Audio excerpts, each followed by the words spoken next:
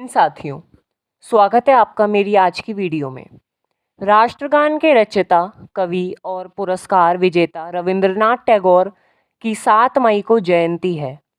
बहुमुखी प्रतिभा के धनी रविंद्रनाथ टैगोर को गुरुदेव के नाम से भी जाना जाता है। वे नोबेल पुरस्कार से सम्मानित किए जाने वाले पहले भारतीय थे।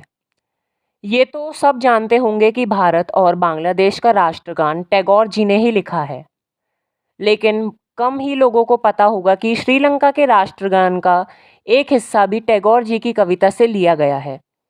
आइए टैगोर जी के जन्मदिवस पर उनके जीवन से जुड़ी कुछ महत्वपूर्ण बातें जानते हैं। तो चलिए शुरू करते हैं।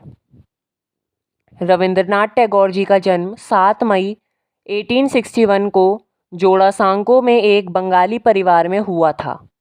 भारत में 7 मई को, वहीं बांग्लादेश में टैगोर की जयंती 9 मई को मनाई जाती है। रविंद्रनाथ टैगोर के पिता का नाम देवेंद्र नाथ टैगोर था, जबकि माता का नाम शारदा देवी था। वे 14 भाई बहनों में से सबसे छोटे थे। टैगोर जी बचपन से ही पढ़ाई में बहुत अच्छे थे। उनकी आरंभिक शिक्षा सेंट जेवियर स्कूल से हुई थी। साल 1878 में इंग्लैंड के ब्रिजस्टोन पब्लिक स्कूल में वह पढ़ने चले गए। इसके बाद लंदन यूनिवर्सिटी से उन्हें लॉ की पढ़ाई पूरी करी, लेकिन 1880 में वह बिना डिग्री लिए ही भारत वापस लौट आए। इसके बाद उन्होंने फिर से लिखना शुरू किया।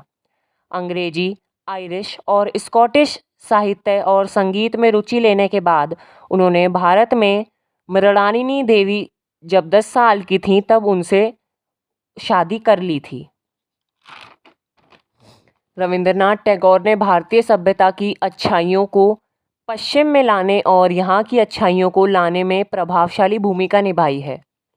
उनकी प्रतिभा का अंदाज़ा इसी बात से लगाया जा सकता है कि उन्होंने अपनी पहली कविता तब लिखी जब वह महज 8 साल के थे। 16 साल की उम्र में भानु सिंह नाम से उनकी कविताएं भी प्रकाशित हुईं। वह एक उग्र राष्ट्रवादी थे और उन्होंने ब्रिटिश राज की निंदा की और देश की स्वतंत्रता की भी मांग की थी। साथियों, आगे बढ़ने से पहले मैं आपसे एक रिक्वेस्ट करना चाहूँगा। अगर आपको मेरी वीडियोस पसंद आ रही हैं तो प्लीज़ मेरी वीडियो को लाइक करें, मेरे चैनल को सब्सक्राइब करें और साथ में बने घंटी के निशान को दबाना ना भूलें, ताकि आपको आगे भी ऐसे ही रोचक तथ्यों के बारे में समय समय पर जानकारी मिलती रहे। चलिए वापस आते हैं अपने टॉपिक पर। उनके पिता उन्हें बैरिस्टर बनाना चाहते थे। अपनी शादी के बाद उन्होंने अपना अधिकांश जीवन सियालदह में अपने परिवार के साथ बनाया था। साल 1898 में उनके बच्चे और पत्नी भी उनके साथ यहीं रहने लगे थे। वर्ष 1901 में रविंद्रनाथ शांति निकेतन चले गए। वह यहाँ एक आश्रम स्थापित करना चाहते थे। यहाँ उन्होंने एक स्कूल, पुस्तकालय और पूजा स्थल का निर्माण भी कराया। यहीं उसकी पत्नी और 2 बच्चे की भी मौत हो गई थी। उनके पिता की भी 1905 में निधन हो गया था। 14 नवंबर 1913 को रविंद्रनाथ टैगोर को साहित्य का नोबेल पुरस्कार मिला। नोबेल पुरस्कार देने वाली संस्था स्वीडिश अकादमी ने उनकी कुछ रचनाओं और गीतांजलि के अनुवाद के आधार पर उन्हें पुरस्कार देने का फैसला किया गया था। 1921 में उन्हें कृषि अर्थशास्त्री लियोनाई एमर्स्ट के साथ अपने आश्रम के पास ग्रामीण पुनर्निर्माण संस्थान की स्थापना की। बाद में इसका नाम बदलकर शांति निकेतन कर दिया गया था।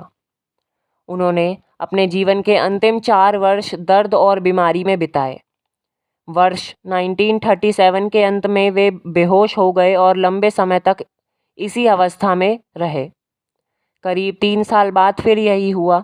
इस दौरान वे जब ठीक होते, कविताएं लिखते। इसी अवधि के दौरान लंबी बीमारी के बाद दुर्भाग्यवश 7 अगस्त 1941 को उन्होंने इस दुनिया को अलविदा कह दिया और उनका जीवन समाप्त हो गया। साथियों, आज की इस वीडियो में इतना ही। मेरे साथ बने रहने के लिए आपका धन्यवाद। अगर मेरी वीडियो पसंद आई हो तो प्लीज़ मेरे चैनल को सब्सक्राइब करें, वीडियो को लाइक करें, घंटी के निशान को दबाना ना भूलें। ऐसे ही रोचक तथ्यों के बारे में आगे जुड़ने के लिए भी मेरे चैनल को सब्सक्राइब करें। धन्यवाद।